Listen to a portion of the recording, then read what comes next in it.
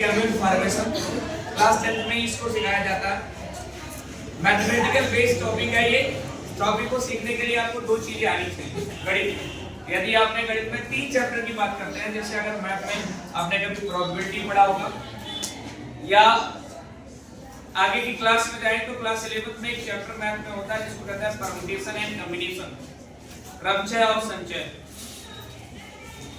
ये दो चैप्टर होते हैं। या तो आपने कभी जूनियर क्लास में जब होते हैं आपको एलसीएम निकालना सिखाया गया होगा। एलसीएम निकालने के लिए एक ब्रांच मेथड होता है या ट्री मेथड जिसको कहते हैं, एलसीएम निकालना, ये वाला पढ़ा होगा तो आप आसानी से इसको निकाल सकते हैं। तो निकालने के लिए सबसे पहले हम मान लिखते हैं एक गैमेट बनाने के लिए हमारे पास कैरेक्टर होने चाहिए, लक्षण। मेंडल कहते हैं कि एक कैरेक्टर के दो विशेषण होते हैं, एक शुद्ध होता है, दूसरा क्या होता है, अशुद्ध होता है। यानी एक डोमिनेंट कैरेक्टर होता है, दूसरा क्या होता है, रिसेसिव। मान लीजिए हमने ठीक है दो कैरेक्टर ले लिया, एक ए और बी।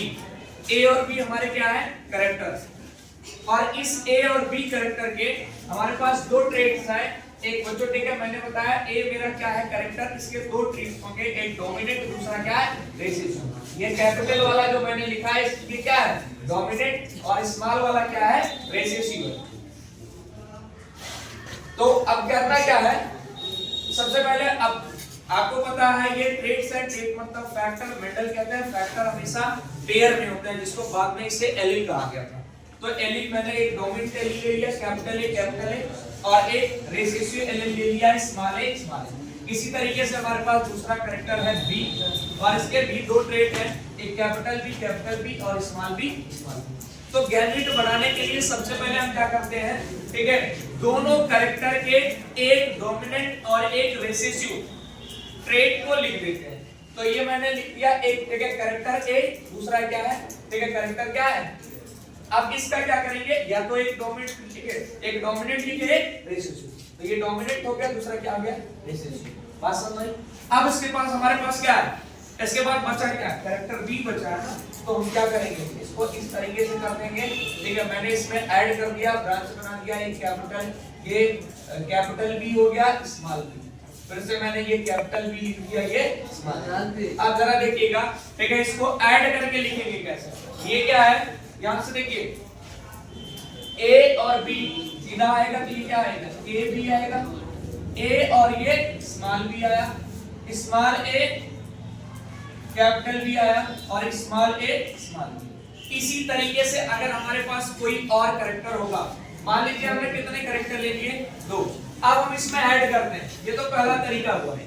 अगर हम क्या करें, इसी में ऐड करते हैं, एक कैरेक्टर सी को ऐड कर दिया, किसको ऐड कर दिया, सी, और कैरेक्टर सी ऐड किया, तो इसके भी कितने ट्रेट्स बनेंगे, 2 ट्रेट्स बनेगा, एक कैपिटल सी, स्मॉल सी। करना क्या है, अब इसी में आगे करके इसको क्या कर देना, कॉम्बिनेट कर देना। मैंने बताया चैप्टर परम्यूटेशन एंड कॉम्बिनेशन आएगा, तो इसको हमने क्या करना, इसको क्या करेंगे, ऐड कर देंगे। ये तो हमारे कितने, 2 कैरेक्टर के लिए, फिर इसमें कितने गैमेट्स बने, 4। और अगर हमने क्या करना है, 3 कैरेक्टर ले लिए, तो गैमेट्स कितने बने, 6। देखिए क्या करना है, अब हम इसको क्या करेंगे, ऐसे ऐड कर देंगे। यहाँ एक कैपिटल सी, दूसरा क्या आएगा, स्मॉल सी। फिर से यहाँ से ऐड कर देना है हमको, कैपिटल सी, ठीक है, कैपिटल सी, स्मॉल सी, 1 2 3 यहाँ से बनेंगे, 2 यहाँ बनेगा, ये कैपिटल सी, स्मॉल सी यहाँ भी आएगा।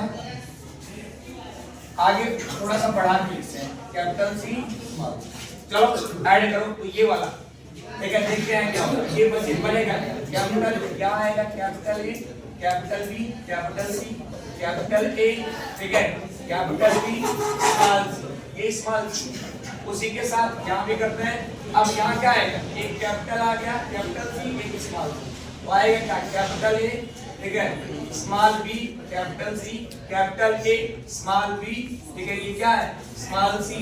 अब यहाँ ऐसे ऐड करेंगे, तो ये capital C, small C, capital C, small C, वही चीज यहाँ आ जाएगा। तो इस तरीके से क्या हो जाएगा, capital A, capital B, capital ये स्मॉल ए, सॉरी ये स्मॉल ए आएगा, कैपिटल बी आएगा, उसके साथ क्या आएगा, कैपिटल सी आएगा। इस तरीके से गैमेट बनाएंगे, तो ये हमारा गैमेट क्या बनेगा, 3 ट्रेट के लिए टोटल कितने बनेंगे, एक ठीक है, यहां से कितने बने, एक दो, दो इससे बनेंगे, दो इससे बनेगा, दो इससे बनेगा, दो इससे बनेगा, टोटल कितने आएंगे, 6 गैमेट बनेंगे ना। तो ये किसके लिए हम गैमेट बना रहे हैं, किसने कितने ट्रेड के लिए बना रहे हैं, 3 ट्रेड। तो अगर हमारे पास एक ट्रेड और मिल जाता है तो इसमें हम क्या करेंगे, आगे करते जाएंगे, कॉम्बिनेट करना है केवल, यानी कि मल्टीपल कैरेक्टर के लिए अगर आपको ट्रेड्स बनाने हैं या आपको गैमेट बनाने हैं तो करना क्या होगा, इस ब्रांच में केवल कॉम्बिनेट करना होगा, केवल ऐसे कॉम्बिनेट करते जाइए, बढ़ता जाएगा। हाँ, इतना याद रखिएगा, गैमेट की पेयरिंग होती जाएगी जितने ट्रेड्स लेंगे या जितने आप कैरेक्टर लेंगे। तो मैंने पहली बार अगर 2 कैरेक्टर लिया तो गैमेट किस में होगा, एक पेयर में होगा। और अगर हम क्या करेंगे, यानी कि करने का मतलब क्या होगा, एक गैमेट क्या होगा, पेयर में होगा। और अगर हमने 3 कैरेक्टर लिया तो एक गैमेट क्या होगा, 3 की संख्या में होगा। 4 कैरेक्टर लेंगे तो क्या होगा, 4 की संख्या में होगा। जितने कैरेक्टर लेंगे गैमेट में उतने क्या हो जाएंगे, हमने बताया उतने जो है फैक्टर जुड़ते जाएंगे। ये होता है गैमेट बनने का तरीका। तो मैंने क्या बताया, गैमेट को बनाने के लिए सबसे पहले ट्रेड्स लेते, कैरेक्टर लेते हैं, कैरेक्टर के ट्रेड्स बनाते हैं और ट्रेड्स को कॉम्बिनेट करते चले जाएंगे तो हमारा क्या बन जाएगा, गैमेट बन जाएगा। समझ में आया, ये होता है गैमेट बनाने का तरीका। तो अब यही है, ठीक है, अगर हमने क्या बताया, ठीक है, गैमेट, ये समस्या नहीं आती, समस्या तब आती है जब आपको नंबर ऑफ कैरेक्टर बढ़ जाते हैं। बात समझ में आई कि नहीं, यानी कि लक्षणों की संख्या जब बढ़ जाएगी तभी इस तरीके का प्रयोग किया जाता है। अगर नहीं आता, लक्षण संख्या ज्यादा नहीं है, एक है, तो आप आसानी से बना सकते हैं क्योंकि पेयर में ही बनेगा।